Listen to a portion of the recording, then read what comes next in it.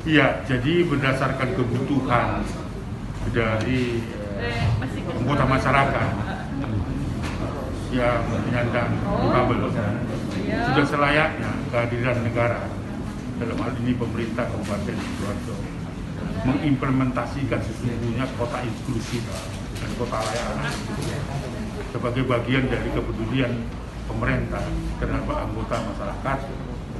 Maka diinginkan FKUB dengan Komnas Perlindungan Anak akan beraduensi dengan pemerintah, dalam hal ini pemerintahan Kabupaten Sidoarjo, untuk mengusulkan perda khusus yang namanya perda khusus kota inklusif, sehingga anggota masyarakat baik anak-anak dan dewasa yang menyandang ABK itu bisa terlindungi dari kebijakan-kebijakan dan perilaku-perilaku lingkungan.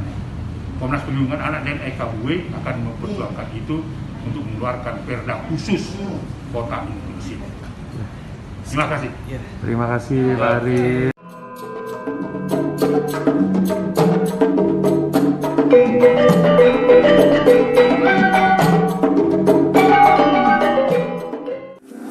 Oke, terima kasih. Oke. Bismillahirrahmanirrahim. Selamat sore. Salam sejahtera buat semua kawan-kawan dimanapun berada. Pada hari ini saya sedang berbincang-bincang dengan saudara saya, Kang Majid. Beliau bukan orang biasa, tak kira. Dia orang yang sangat luar biasa, orang yang sangat inspiratif, orang yang bisa memotivasi seseorang untuk bisa tetap mandiri dan bangkit. Beliau, Kang Majid, ini nama lengkap siapa, Kang Majid? Abdul Majid. Abdul Majid, asal dari Kang? Tanggulangin Sidoarjo. Lah, Kang Majid ini adalah teman yang mempunyai kelebihan dari Tuhan Yang Maha Kuasa, dengan dia tidak secara visual tidak mampu melihat, tetapi dia dengan mata hatinya dia mampu melihat kenyataan, realitas, kasih sayang dan penderitaan orang lain. Untuk itu, Kang, boleh diperkenalkan pada kawan-kawan, Kang, sebenarnya piye iki ceritane? Grogi kok gede, kok anu ki grogi ya. Piye Kang, bisa Kang? Bisa diceritakan piye jenengan kok duwe rasa kepedulian macam itu, kok punya ketangguhan macam itu, dengan ya tak pikir jenengan punya, daripada teman-teman yang lain, jenengan punya satu kelebihan sebenarnya. Disabilitas itu apa, Kang? Tunanetra gitu, Kang, ya. Piye Kang, piye kok apa motivasi jenengan kok duwe jiwa seperti itu, piye Kang? Oke ya, teman-teman, rekan-rekan subscriber ya, atau viewers dari Sabda Aksara Channel ya. Jadi saya bersyukur, berterima kasih sudah bisa hadir di channel yang saya pikir ini juga inspiratif ya. Saya bisa bilang nguri-nguri budaya Jawa, ya kan, karena saya juga memantau channel ini, artinya banyak sekali mengungkap satu hal yang tersembunyi, kemudian dikupas secara mendalam dari perspektif kebudayaan yang memang semestinya harus seperti itu, gitu. Kemudian saya adalah Abdul Majid. Saya seorang penyandang disabilitas netra. Disabilitas netra. Kemudian saya menjadi tunanetra ini bukan dari sejak lahir, Kang. Bukan sejak lahir. Iya. Intinya ada insiden yang kemudian mungkin ini sudah garis Tuhan, ya kan, sehingga saya harus tabah menjalani, harus ikhlas dan terus berjuang untuk kehidupan yang lebih baik dan lebih baik. Terkait apa yang jenengan sampaikan di awal tadi terkait kepedulian, kemudian kebersamaan, itu lahir secara alamiah. Iya, tidak dibuat-buat, tidak disetting, ya kan? Artinya saya sebagai penyandang disabilitas pun sama-sama mempunyai rasa empati dengan penyandang disabilitas yang lainnya. Jadi ini sudah tak pikir adalah sunatullah, ya kan? Bukan saya mengada-ngada, tetapi memang kenyataan seperti itu. Akhirnya timbullah rasa kebersamaan, saling peduli untuk berjuang bersama-sama dengan rekan-rekan penyandang disabilitas lainnya. Secara undang-undang, sebetulnya Indonesia ini sudah cukup cukup kuat. Bangsa ini memperhatikan, memberikan pengayoman kepada seluruh penyandang disabilitas di Indonesia. Di UUD 45, kemudian di Undang-Undang Hak Asasi Manusia, kemudian terbaru kita juga sudah punya Undang-Undang Nomor 8 Tahun 2016 tentang penyandang disabilitas, dan peraturan-peraturan pemerintah yang seyogyanya itu menjadi payung hukum untuk mengayomi seluruh penyandang disabilitas untuk mendapatkan hak-haknya sebagai warga negara. Jadi disitulah kita mempunyai semangat bahwasanya kita mempunyai negara yang bineka, tunggal ika, berbagai macam budaya, suku bangsa, ras, agama, tetapi kita bersatu dalam panji-panji Pancasila dan Bhinneka Tunggal Ika, termasuk teman-teman dari ragam penyandang disabilitas juga ada di dalamnya. Itulah yang kemudian membuat kita harus saling bersatu, saling memberikan bantuan, peduli terhadap sesama. Ya inilah, karena kita hidup di dunia sebagai manusia kan harus saling tolong menolong. Tidak bisa kita hidup tanpa bantuan orang lain. Jadi seperti itu. Sekarang kalau negara atau pemerintah artinya sudah memberikan fasilitas, menjamin secara hukum kepada para deret-deret kawan-kawan yang menyandang disabilitas, sebenarnya langkah-langkah apalagi yang mestinya harus tetap dipersiapkan buat kawan-kawan yang memang punya kesadaran bahwa dia koyo mandiri yang sebenarnya boleh kocok-kocok yang punya nyandang disabilitas dia harus siap ngambil, dia punya mental itu. Negara sudah apa Kang? Jadi memang negara sudah menjamin hak-hak kita sebagai penyandang disabilitas lewat perundang-undangan. Itu sudah menjadi poin plus yang harus kita apresiasi. Tetapi pada kenyataannya, realitanya diskriminasi, kemudian stigmatisasi, bullying itu masih ada di masyarakat. Itu fakta. Kita banyak menemukan teman-teman penyandang disabilitas mendapatkan perlakuan-perlakuan yang seperti itu. Tetapi kita terus berupaya untuk memberikan advokasi, memberikan bantuan, saling tolong-menolong. Kalau teman-teman membutuhkan bantuan, karena ya kita harus mengulurkan tangan ketika ada yang memberikan bantuan dan saling melindungi. Karena prinsipnya ya kita sebagai penyandang disabilitas ini juga masuk dalam kategori warga negara rentan, karena kita terbatas aksesibilitasnya secara fisik, kita terbatas, tetapi kita mempunyai cara yang berbeda untuk melakukan suatu pekerjaan. Itulah makanya ada istilah difabel. Jadi berasal dari kata different ability, atau kita mempunyai cara lain untuk melakukan hal yang sama.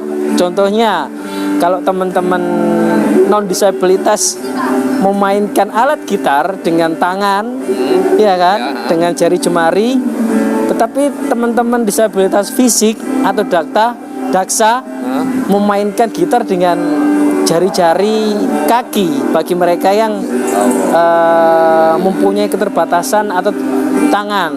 Jadi ini yang disebut dengan different ability, atau cara lain dengan metode yang lain gitu. Tetapi poinnya kita tetap bisa memainkan gitar. Seperti itu kan.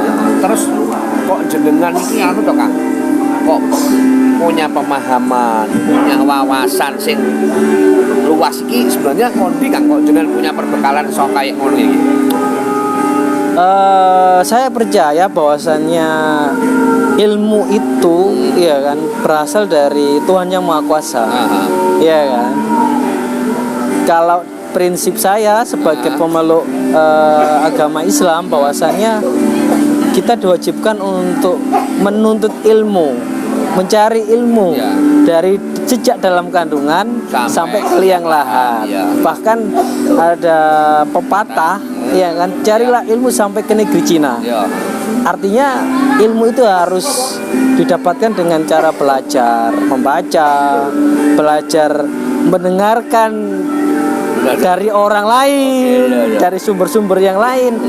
Ya intinya untuk mendapatkan wawasan kita harus membuka diri, membuka mindset kita, banyak mendengar intinya dan banyak memahami apa yang disampaikan oleh orang-orang lain yang mungkin secara pengalaman melebihi kita.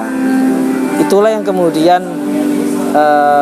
ilmu itu bisa didapatkan oleh seseorang, termasuk pemahaman konseptual tentang disabilitas, tentang bagaimana contohnya teman-teman disabilitas ternyata bermobilisasi. Ya tentunya itu tidak lahir begitu saja. Kita mendapatkan training, belajar untuk bisa hidup mandiri, untuk bisa berjalan sendiri di trotoar bagaimana caranya, untuk naik transportasi publik, kereta, bus, pesawat, itu semua sudah ada standarnya. Dan saya pikir undang-undang nomor 8, terus undang-undang transportasi misalkan tentang pelayanan pun juga sudah diatur. Tinggal kita sebagai dalam konteks ini penyandang disabilitas mau nggak kita belajar. Karena apa? Kita harus mendeklar bahwasanya kalau kita sudah mendeklarasikan kita sebagai penyandang disabilitas, maka jangan sampai ada lagi kata-kata minder. Karena dari minder ini akan menjadi pembatas, border, ya kan? Untuk kita tetap merasa terhambat mendapatkan banyak informasi yang seharusnya kita dapatkan. Intinya harus terbuka saja. Tapi secara institusi Kang, jenengan untuk pelajaran koyo ini dari mana Kang? Katanya jenengan dapat institusi dapat pengajaran sampai ke luar negeri barang. Istimewa kan. Iya itu ceritanya kok ngantek untuk pendidikan kok ngono. Tapi pendidikan secara institusi penting juga ya Kang ya. Iya betul. Jadi ceritanya piye Kang ngantek sampai ke luar negeri ku piye le? Pada prinsipnya negara kita menjamin hak-hak warganya untuk mendapatkan pendidikan. Karena pendidikan ini adalah upaya negara untuk mencerdaskan taraf kehidupan bangsa melalui pendidikan. Iya kan? Ya. Kemudian bagaimana saya mendapatkan pendidikan? Ya pastinya itu diperoleh dari dua jalan. Jalan formal dan informal. Kalau informal kita belajar dari Universitas Kehidupan, ya kan? Keren. Kemudian kalau dalam konteks formalitas ya kita belajar mulai dari tingkat pendidikan dini, kemudian dasar, lanjut sampai perguruan tinggi. Kemudian artinya apa? Ini adalah langkah-langkah yang harus kita ikuti sebagai warga negara yang ingin bebas dari kebodohan. Iya kan? Kita mau belajar secara informal di Universitas Kehidupan atau belajar secara formal di pendidikan formal yang sudah disediakan oleh pemerintah. Ya dari keduanya pun juga kembali lagi ke kita sebagai manusia, mau nggak kita mendapatkan hal itu? Iya kan? Fasilitas sudah ada, mau nggak kita meraihnya? Itu saja poinnya. Terkait kemudian banyak teman-teman penyandang disabilitas yang mendapatkan dalam konteksnya adalah beasiswa, baik di dalam negeri, kemudian beasiswa pendidikan ke luar negeri. Ya intinya itu kembali lagi kepada masing-masing individunya. Mau nggak kita mencari informasi? Iya kan, mau nggak kita terbuka? Karena apa? Hal-hal yang demikian ini sudah disediakan oleh berbagai macam lembaga, stakeholder, tetapi kitanya yang harus menyambut. Contohnya beasiswa tentang penyandang disabilitas untuk bisa studi ke luar negeri. Di Indonesia sudah ada lewat beasiswa LPDP, lembaga pengelola lembaga keuangan.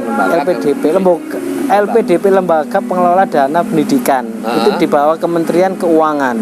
Seluruh putra putri bangsa Indonesia yang mempunyai prestasi bisa untuk mendapatkan beasiswa itu dengan pastinya ada persyaratan gitu. Kalau teman-teman kepingin mengakses beasiswa dari asing, banyak sekali, contohnya dari Australia, dari Eropa, dari Amerika, dari Asia sendiri. Intinya kita harus mempersiapkan diri kita secara kualifikasi, ya kan? Pastinya contoh bahasa asing harus kita miliki, menyesuaikan tujuan negara mana.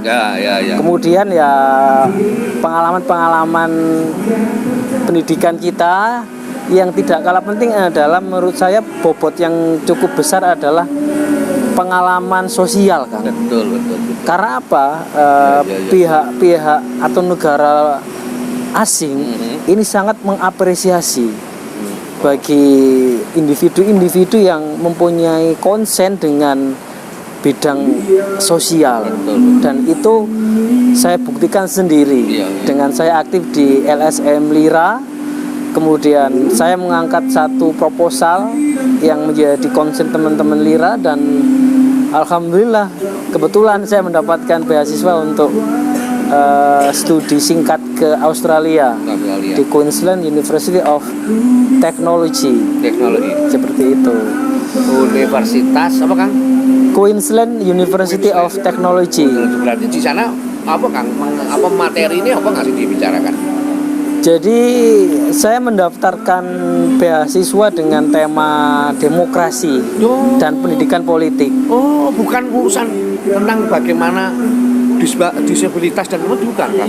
Jadi gini ya, yang pertama, contoh yang di pemerintah Australia, ini ada 2 macam beasiswa.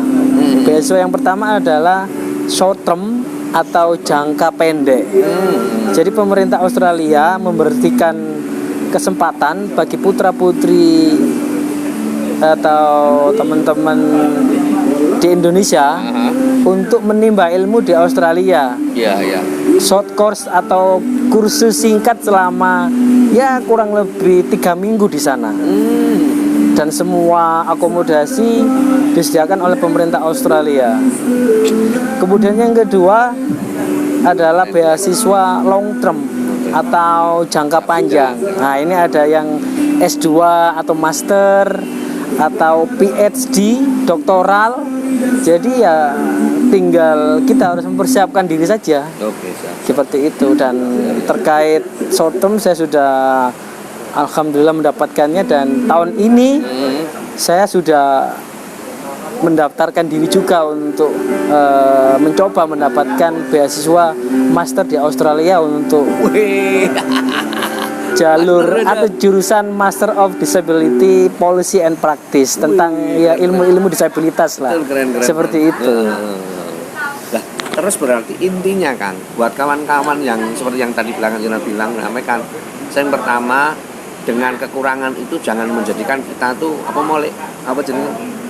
sungkan mau tidak terbuka, tapi motivasi diri itu penting ya Kang ya. Iya. Terus kok jenengan perusahaan kok punya yang memotivasi jenengan kok kudu melok satu institusi lembaga swadaya masyarakat apa Kang? Jadi memang motivasi itu harus lahir dari diri kita sendiri. Betul. Iya kan. Contoh nih, pada saat saya pertama kali mendapatkan ujian, iya kan. Dulu saya normal, bisa melihat, kemudian tiba-tiba saya kehilangan penglihatan. Iya. Saya sempat frustasi. Betul. Sempat depresi, down. Hampir kurang lebih 8 bulan. Saya memutuskan hubungan dengan teman-teman saya. Habis saya nggak aktif, tetapi masa sih saya harus terus-terusan seperti itu?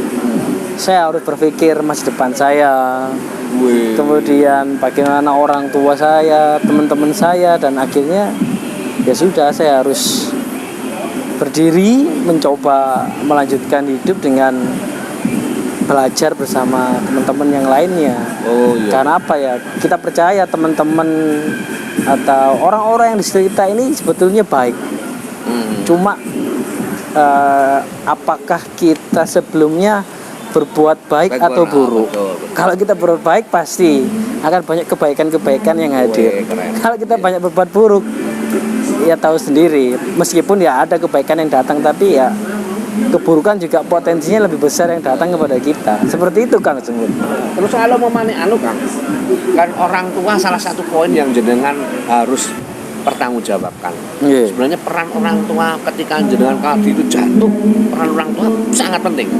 Iya pasti. Sangat penting. Iya. Nah, waktu itu kok wong tuane jenengan kok piye lek kok duwe mental siap menemani jenengan piye lek? Piye lek ceritane piye kok sok? Ya saya nggak tahu ya. Saya belum pernah menjadi orang tua. Ya enggak artinya dari Tetapi iya, jujur saya. Keren. Iya kan? Saya belum pernah mempunyai pengalaman menjadi orang tua. Tetapi saya mempunyai pengalaman mempunyai orang tua. ya, dan menjadi anak gitu. Menjadi anak, iya kan? Iya, Ya artinya orang tua itu akan memberikan semua daya upayanya untuk anak tercintanya. Iya betul. Iya ya. Ya saya memahami itu. Mereka sudah memberikan segalanya dari saya kecil. Kemudian saya terkena ujian, mereka tabah.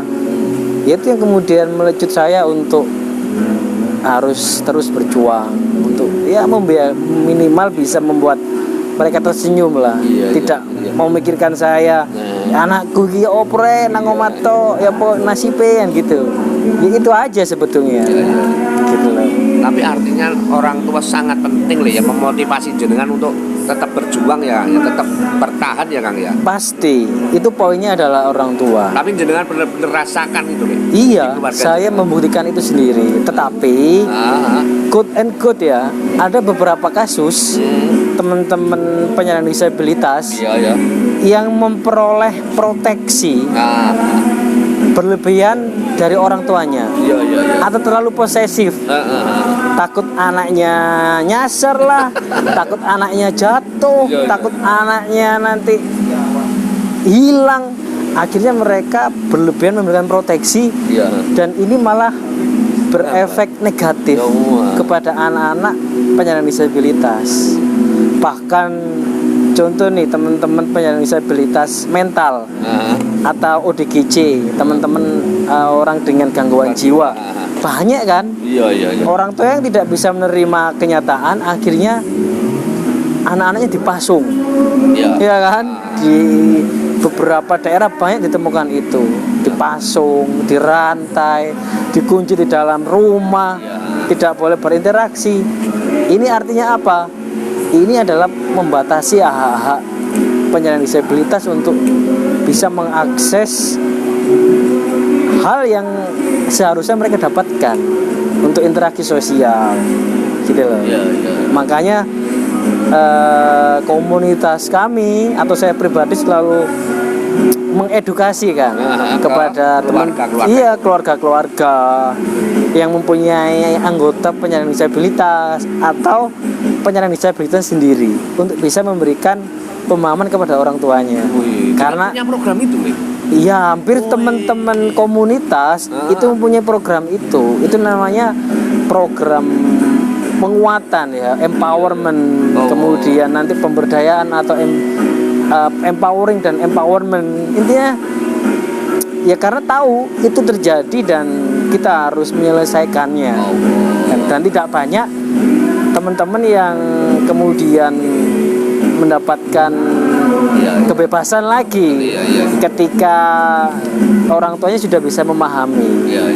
Karena terus terang itu terjadi karena kurangnya akses informasi kan.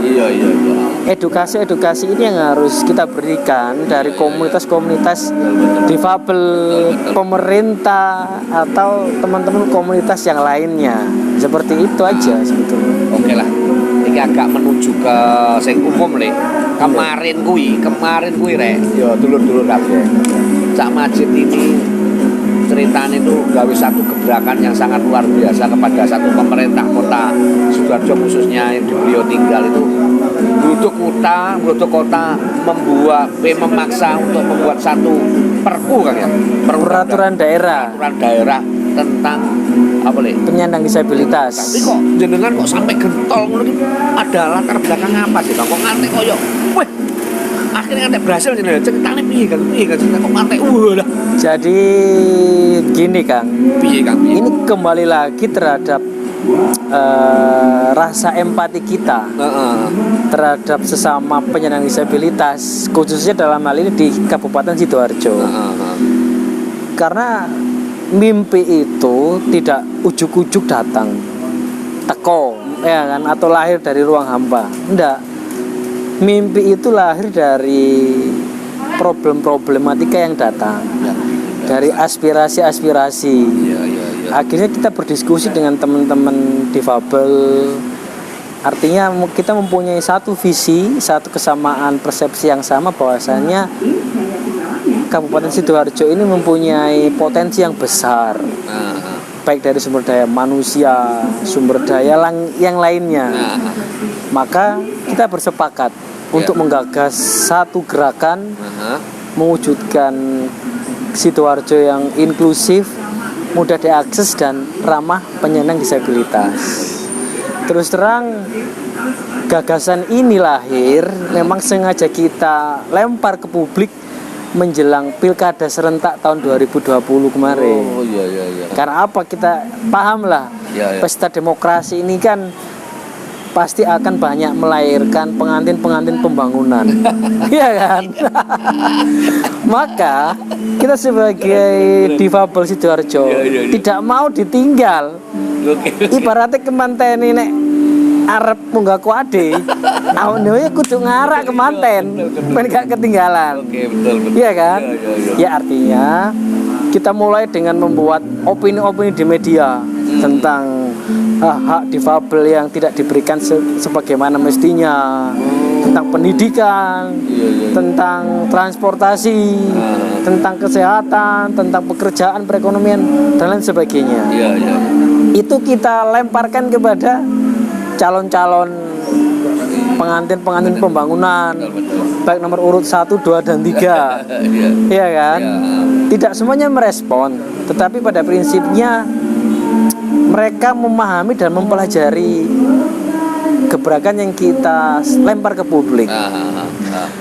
Akhirnya setelah Sidoarjo mempunyai bupati terpilih, kita yakin dengan melihat visi misi beliau. Kemudian pada tanggal 21 Februari kita bersama komunitas difabel Sidoarjo dengan komunitas masyarakat Sidoarjo melaunchinglah kampanye kita yang pertama, visi Sidoarjo inklusif dan ramah difabel. Dari situ kemudian gerakan rakyat atau gerakan semesta ini bergulir. Kita menghimpun dukungan dari stakeholder, dari masyarakat, jadi organisasi-organisasi sosial yang sekiranya mempunyai satu persepsi yang sama dengan kita, dan alhamdulillah positif. Para tokoh-tokoh ada, tokoh-tokoh agama, tokoh-tokoh masyarakat yang kita datangi, yang kita sowani, dan mereka mengapresiasi gerakan kita dan memberikan dukungan moral. Dan di kasus kemarin apakah saya mendukung sampai satu institusi besar? Iya, dan akhirnya kemarin kita sudah berhasil melaksanakan audiensi dengan Komisi D DPRD Sidoarjo, dengan teman-teman difabel, dengan dinas-dinas mitra Komisi D, kemudian dengan anggota dewan juga, dan kita bersepakat Sidoarjo harus memiliki peraturan daerah tentang pelayanan, perlindungan dan pemenuhan hak-hak penyandang disabilitas.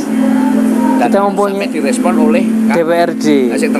Yang terakhir, kita tidak ingin diam, kita tidak ingin terlena. dengan angin-angin surga. Karena ini belum ya Kang. Belum. Kan? Iya, saya pikir ini masih angin surga. Kita tidak ingin terlena, kita terus menghimpun dukungan masyarakat. Iya. Akhirnya kita berinisiasi untuk membuat petisi online. Jadi bagi masyarakat Sidoarjo khususnya dan seluruh warga Indonesia pada umumnya, jika ingin memberikan dukungan kami, maka teman-teman dapat menandatangani petisi online yang sudah kita launching kemarin bersama Komisi Nasional Perlindungan Anak Republik Indonesia, langsung dengan Pak Aris Merdeka Sirait selaku ketua dan kawan-kawan FKUB Forum Kerukunan Umat Beragama Sidoarjo sepakat untuk mengawal kawan-kawan disabilitas untuk memperjuangkan perda tentang penyandang disabilitas. Jadi seperti itu Kang. Oke. Terus Kang, bukan ini pembicaraan bukan berarti terakhir, tapi kita bisa nyambung. Tapi untuk edisi kali ini dan mungkin sebagai penutup Kang, aku ya beberapa kalimat lah khususnya kepada keluarga, kepada kawan-kawan yang keluarga yang anaknya mempunyai anggota keluarga yang disabilitas, teman-teman disabilitas, dan kepada orang luar bahwa bagaimana menghadapi panjenengan piye. Adakah satu teman-teman opo lah sesuk omongno orang tua yang duwe anak ngono, teman-teman yang sedang mengalami disabilitas, masyarakat kita piye Kang, apa Kang? Jadi intinya adalah ya seyogyanya kita hidup di tengah masyarakat. Kita pasti akan menghadapi berbagai macam kondisi, kemudian berbagai macam individu-individu dari etnis, dari ras, ya kan, dari ragam kebudayaan, betul. Termasuk teman-teman disabilitas. Ya artinya kita harus bisa memberikan empati, memberikan simpati, ya kan, dan jangan sungkan-sungkan untuk mengulurkan tangan ketika kita merasa mempunyai hal yang memang harus kita atau mampu kita berikan, sekecil apapun itu. Contohnya ketika bertemu dengan teman-teman penyandang disabilitas netra yang dikira perlu bantuan nih di tengah jalan, maka bantu saja. Oke, siap. Dengan cara yang semestinya. Karena apa gini Kang? Banyak orang-orang baik sebetulnya. Mereka ingin membantu teman-teman disabilitas. Tetapi mereka tidak tahu caranya. Iya kan? Contoh. Ketika ketemu teman-teman disabilitas netra yang tersesat jalan. Mereka kadang-kadang itu niatnya bantu baik, tapi karena nggak tahu caranya, kita diseret.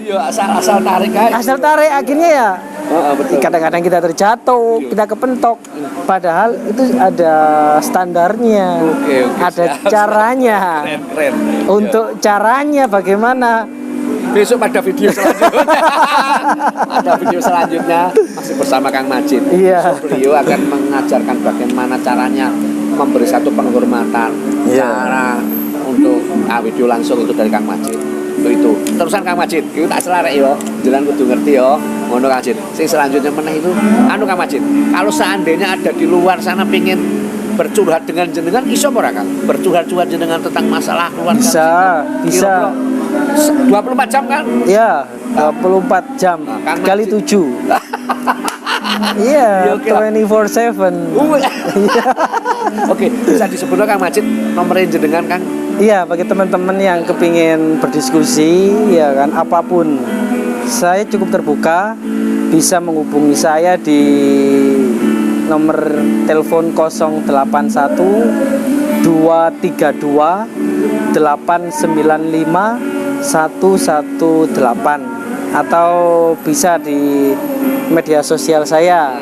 Di Twitter ada @majid_uno, sama di Instagram juga atau Facebook Majid Abdul. Itu aja kan. Itu nomor WA ada Kang? Tadi itu telepon dan WA ya? Iya, telepon dan WA. Dan juga Kang Majid punya channel YouTube sebenarnya, nanti bisa dikontak ya Kang? Iya, saya belum berani mengupload. Ini rame-rame nek merintis bareng-bareng. Moga-moga anulah Kang Majid ya. Moga-moga waktunya jenengan apa yang disampaikan jenengan kepada kawan-kawan semua seluruh Indonesia, seluruh dunia akhirat. Moga-moga manfaat rek. Jadi Kang Majid, anu Kang ya, urip wis sing migunani marang Iya, liyan Kang ya. bener. Karena setiap kebaikan akan kembali sebuah kebaikan juga. Bener. Untuk ngono Kang Majid, waktunya. Terima kasih Kang Semut atas aku sekali. diundangnya di channel yang top. Wes, matur suwun sekali Kang Majid yo. Nggih, terima kasih. Amin. Nggih, rahayu. Rahayu. Assalamualaikum warahmatullahi wabarakatuh. Waalaikumsalam warahmatullahi wabarakatuh. Kami dari pengurus FKUD Peduli akan mendukung semua kegiatan dari disabilitas, ya. Semuanya kami akan selalu peduli dan empati kepada saudara-saudara kami, semuanya adalah saudara ya, untuk juga program launching ya, launchingnya yang akan hari ini ya sudah disahkan dengan Pak Merdeka Sirait. Ini sungguh luar biasa. Yang penting tetap semangat, selalu semangat. Istilahnya ada yang kerikil-kerikil itu adalah bagian dari hujan selesai,